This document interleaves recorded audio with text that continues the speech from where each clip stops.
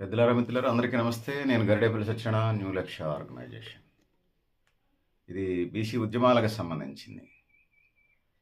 భారతదేశ చరిత్ర అంతా ఆధిపత్య కులాలు మిగతా కులాలని అట్లా చెప్పాల్సి వస్తే వెనకబడిన కులాలని అణిచివేయటమే భారతదేశ చరిత్ర. సామాజిక చరిత్ర అని కొంతమంది అంటున్నారు కానీ అది సామాజిక చరిత్ర కాదు, ఇది భారతదేశ చరిత్రని.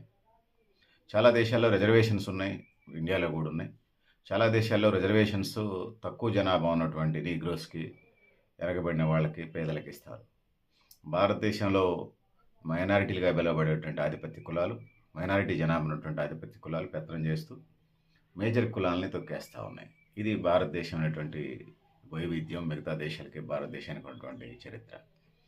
సో ఒకవైపు బీసీ బహుజనులు రాజ్యాంగం ఇచ్చినటువంటి స్ఫూర్తితోనే ముందుకెళ్తున్న పరిస్థితిని మనం చూస్తుంటాం. రెండో వైపు అంటే బీసీలు హక్కుల కోసం, బీసీలు బహుజనుల హక్కుల కోసం పోరాటాలు చేస్తుంటే, రెండో వైపు ఆధిపత్య కులాల అనుబంధ పార్టీలు వాళ్ళ పెత్తనాల్లోనే ఉంటాయి. ఆ పార్టీలు ఇలా అణచివేతల్ని చూస్తూ ఉన్నాం. భారత రాజ్యాంగం వచ్చినప్పుడు 1950 జనవరి 26 తర్వాత వాళ్ళ హక్కులు ఎక్కడ పోతాయోనని చెప్పేసి ఓసీ హక్కుల సాధన కోసం వాళ్ళు భారత రాజ్యాంగాన్ని కూడా కాల్చారని చెప్పేసి నేను చదివాను ఇక్కడ. సో అది ఎన్డీ తివారీ నేతృత్వంలో అని చెప్పేసి దాని సారాంశం ఉంది. 1950 జనవరి 26 తర్వాత రాజ్యాంగం అమలు వల్ల ఓసీల హక్కులు తగ్గిపోతాయని, ఓసీల హక్కులు కుదించుకుపోతాయని, అంటే వాళ్ళ పెత్తనం పోతుందని, హక్కులేం పోవు, పెత్తనం పోతుందని ఎన్డీ తివారీ, నారాయణ దత్ తివారీ నాయకత్వంలో రాజ్యాంగాన్ని గాల్చి నిరసన దిగారు. ఇది ఒక అనుభవం, ఇది రికార్డెడ్, చరిత్రలో రికార్డెడ్.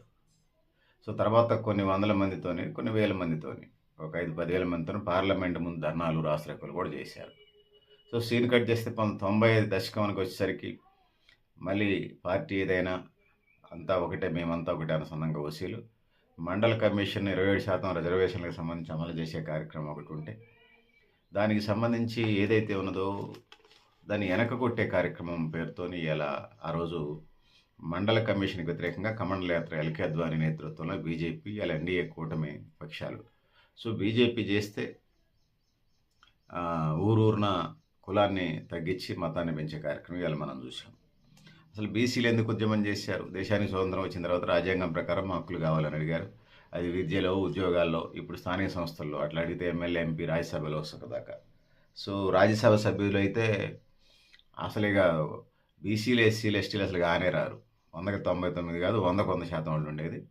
ఇప్పటికీ రాజ్యసభలకు సంబంధించి, రాజ్యసభ మెంబర్కి సంబంధించి 90 నుంచి 95% ఓసీ కులాల వాళ్ళే రాజ్యసభ సభ్యులు అవుతుంటారు. వీళ్ళ నుంచి మనం బీసీలకి, బహుజనులకు సంబంధించి బిల్లులు ఏమి ఆశించగలం? 100కి 60% ఉన్నటువంటి బీసీలు ఈ దేశ మూలవాసులు, ఈ దేశ బీసీల సమస్య, ఈ దేశ సమస్య, ఈ దేశ సమస్య బీసీల సమస్య. మరి పూలే ఎడిపోయాడు, అంబేద్కర్ ఎడిపోయాడు, కన్సీరామ్ ఎడిపోయాడు, వాళ్ళ స్ఫూర్తి ఎడిపోయింది, బీసీలు బహుజనులు ఎక్కడ నిద్రపోతున్నారు? సో ఇది పరిస్థితి.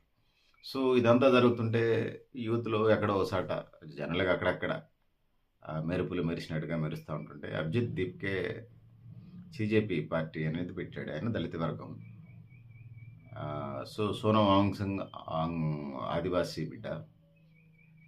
సో ఒక 19 రోజులు 20 రోజుల పైగా నిరాహార దీక్ష చేసి విద్యార్థులకి నీటిలో జరిగినటువంటి అన్యాయం మీద పోరాడాడు.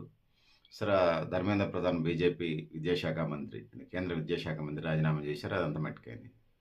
ఇదంతా ఈ మూమెంట్ని చూసుకొని కులాధారిత రిజర్వేషన్స్ రద్దు చేయాలని చెప్పేసి, మెరిట్కి ప్రాధాన్యత ఇవ్వాలని, ఆర్థిక ప్రాతిపదికన రిజర్వేషన్ చేయాలని చెప్పేసి ఇలా ఉద్యమాలు చేస్తూ ఉన్నారు.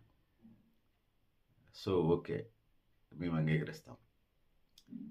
దానికంటే ముందు మీరు చేయాల్సింది భూమి పంపిణీ చేయండి, సామాజిక న్యాయం చేయండి, ఈడబ్ల్యూఎస్ రిజర్వేషన్స్ మీద చర్చకు రండి.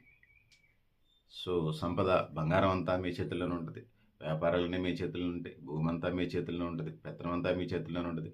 రాజ్యసభే ఉదాహరణ.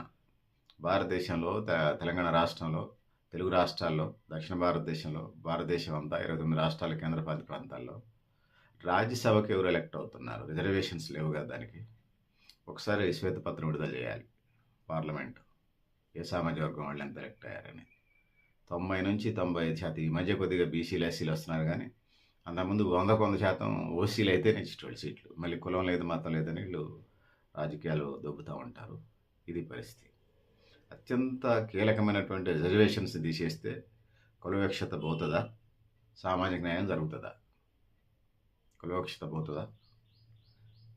మిగతా దేశాల్లో తెల్ల జాతీయులు, నల్ల జాతీయులు, ఒక లోకల్ సమస్యలు, సూడాన్ లాంటి దేశాల్లో ఫుడ్ సమస్య, ఇంకా ఆర్థిక సమస్యలు, ఆహార సమస్యలు ఉన్నాయి. ఒక్కొక్క దేశంలో ఒక్కొక్క పరిస్థితులు ఉన్నాయి. అభివృద్ధి చెందిన దేశాల్లో, అమెరికా లాంటి దేశాల్లో కూడా నీగ్రోస్ 10% నీగ్రోస్కి రిజర్వేషన్స్ ఇస్తూ ఉన్నారు. 10% రిజర్వేషన్స్ ఇస్తూ ఉన్నారు. మరి ఈ నేపథ్యంలో చూసినా మేమెంతో మాకంత ఓటర్ రావాలనేది మేము అడుగుతా ఉన్నాం. ఆ వైపుగా ముందుకు పోవాల్సిన అవసరం అయితే ఇవాళ ఉన్నదనేది చెప్తున్నాను. అట్టడి వర్గాల చైతన్యాన్ని, పోరాటాన్ని అణిచివేయాలని చెప్పేసి ఆధిపత్య కుల పార్టీలు చూస్తూ ఉన్నాయి. సో జెండాలు మోసేది కూడా మా వాళ్ళే. ఇది పరిస్థితి. సో 2025లో ఓసీలు వరంగల్లో సింహగర్జన అనే ఒక సభ పెట్టారు. సో సింహగర్జన సభ పెట్టారు. ఆ పేరుతోని పిలుపునిచ్చారు ఓసీలకు సంబంధించి. ఓసీ పోరాట సమితి అనేది పెట్టారు వాళ్ళు. రిజర్వేషన్లు, ఈడబ్ల్యూఎస్ రిజర్వేషన్లు పెంచాలని డిమాండ్ పెట్టారు. సీజేపీ ఉద్యమంలో వీళ్ళు దూరి రిజర్వేషన్ హటావు అనేటువంటి నినాదాన్ని కూడా తీసుకొచ్చారు.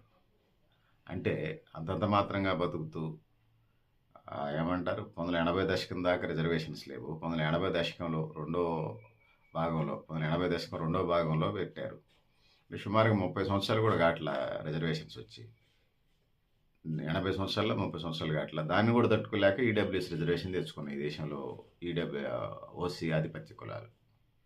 మళ్ళీ రిజర్వేషన్స్ తీయాలనేది వీళ్ళు ఎజెండా పెడుతున్నారండి. సామాజిక న్యాయం ఎక్కడ జరిగింది? భూమి పంపిణీ ఎక్కడ జరిగింది? సంపద ఎవరి చేతుల్లో ఉంది? పెత్తనం ఎవరి చేతుల్లో ఉంది? రాజ్యాధికారం, రాజకీయ పార్టీలు ఎవరి చేతుల్లో ఉన్నాయి? అన్ని రంగాలు ఎవరి చేతుల్లో ఉన్నాయి?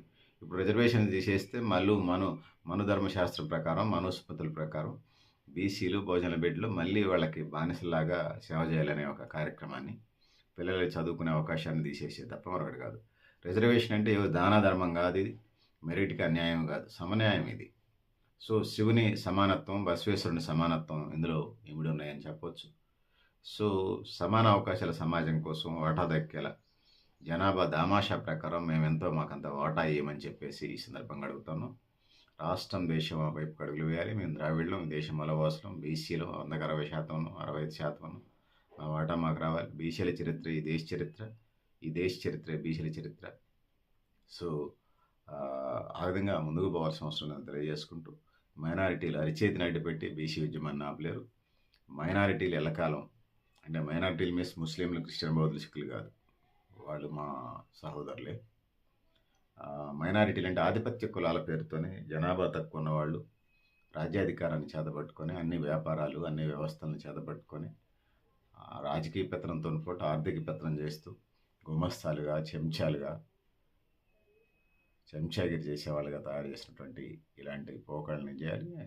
సమాన అవకాశాల సమాజం కోసం సమాన హక్కులు రావాలి. మేమెంతో మాకంత వాటా రావాలి. మీరెంతో మీరు అంత తీసుకోండి. మీ జనాభా ఎంతో మీరు తీసుకుని మా జనాభా ఎంతో మా వాటా మాకేంటి అని తెలియజేసుకుంటూ, సో పెద్దలారా, మిత్రులారా, మీరు కూడా మీ అభిప్రాయాలను కామెంట్ బాక్స్ రాయని తెలియజేస్తూ, నేను గరిడేపల్లి సత్యనారాయణ.